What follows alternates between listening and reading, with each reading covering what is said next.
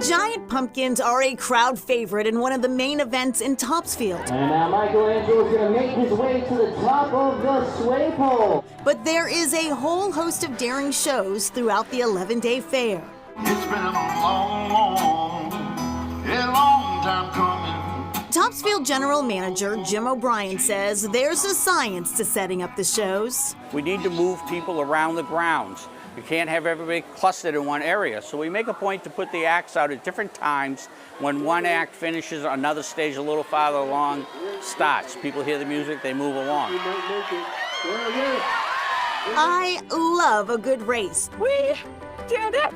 The first time I visited the Topsfield Fair, I went to a duck race. Fairgoers flock to the Great American Duck Race, where these high-energy fowl flap to the finish line. This time around, it was all about the pigs.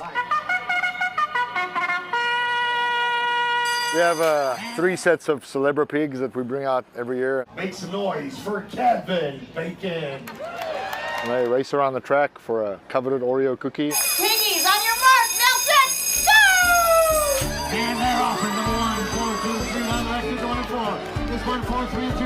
This one, and 4, 3, and 2 down the corner is going to be number 1. Go back inside and have a nap until the next race. After all that running, this little piggy needed a snuggle, and I was happy to help. Good luck. I'm glad we were able to bond. I am a 5th grade teacher at the Webster School in Everett.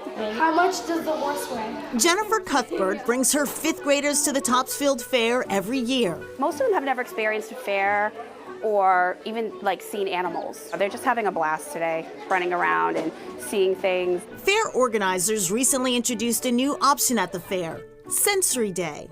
We toned down the lights, we toned down the music. They say most fairgoers don't notice a difference in their experience, but the lower volume allows more people to enjoy the day. Some of our students are affected by lights, loud noises, loud sounds, the announcements, so they've reduced all that. They've just made it a even more friendly place for our students who may have difficulty. Walking around the grounds, I stopped in at one of the oldest exhibits at the fair. There's a buzz about the beekeeping building. The Beekeeping and Honey Show made its debut here in 1841. Organizers say it's now the largest beekeeping exhibit at any fair in North America. A lot of fairs do have a honey show, which I think is amazing. I want there to be a pollinator party everywhere and help celebrate the honeybees. I love putting honey on. Meet Selena Rampolla, the 2023 American Honey Queen. I am a national spokesperson for the beekeeping and honey industry, and honeybees play a vital role in pollination, so I'm very honored to be the Honey Queen this year. In the bee building, we have honey for sale up front, and we also have an amazing display of the honey show filled with beeswax candles and dining setup and an assortment of products of the hive in the form of gift baskets, and of course, honey.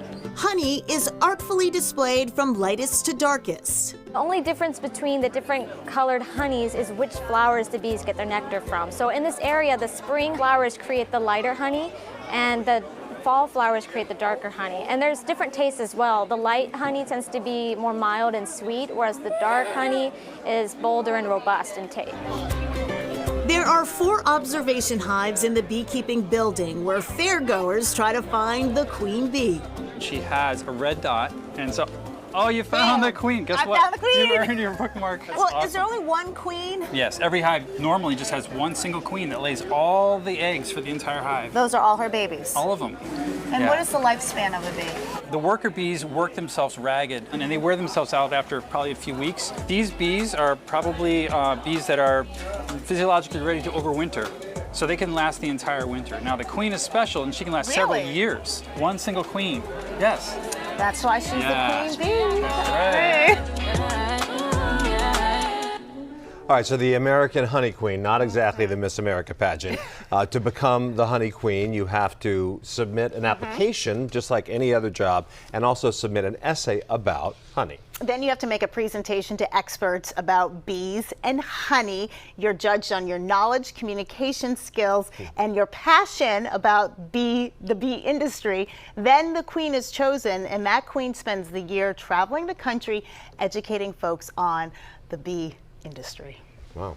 Almost as busy as the queen bee, if Yes. you will. Still ahead, the best part of a fall fair, the food.